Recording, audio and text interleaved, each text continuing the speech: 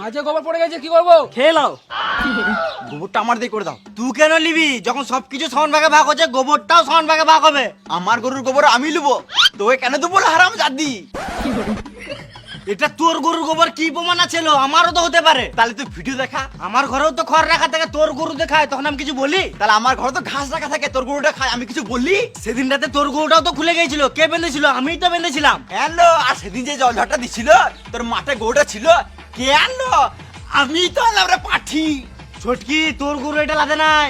তোর গরু লাদকে আমি দেখি নাই, একদম পাতলা পাতলা লাদে। এবার কি? আগে আমার গরুটা পেট খারাপ ছিল, 100 টাকা ওষুধ খাইছি, এখন এরকম মিলাতে। আমার গরুর গোবর আমি লুবো। না আমি লুবো, আমি লুবো, না আমি লুবো, আমি লুবো, না আমি লুবো, আমি লুবো। আরে তোরা এখানে কি করছিস? নাইটি তুলে তুলে ঝগড়া করছে, ওটাই দেখছি। ভালোই মজা লাগছে। বলো এখানে।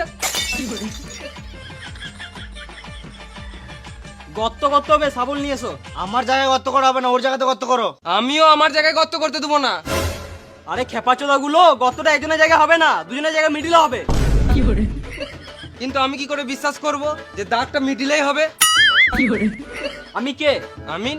আমি এখানে কি করতে এসেছি? জায়গা মাপতে এসছো? না, আমি এখানে বাল ছিঁড়তে এসেছি। না না, সেটা বলি নাই। না না, আমি এখানে বাল ছিঁড়তে এসেছি। শালা আমার কথা কেউ বিশ্বাসই করে না। তোরা ভাগ করলে আমি ঘর চললাম মারা। ছোটখাটো ঝামেলা তো হতেই পারে, এতে মাথা গরম করলে হবে?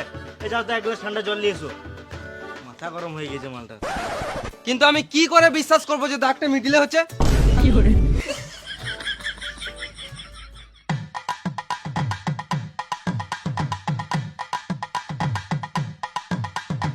ফিতেটা কেটো না গো মারো, নতুন ফিতে আমার।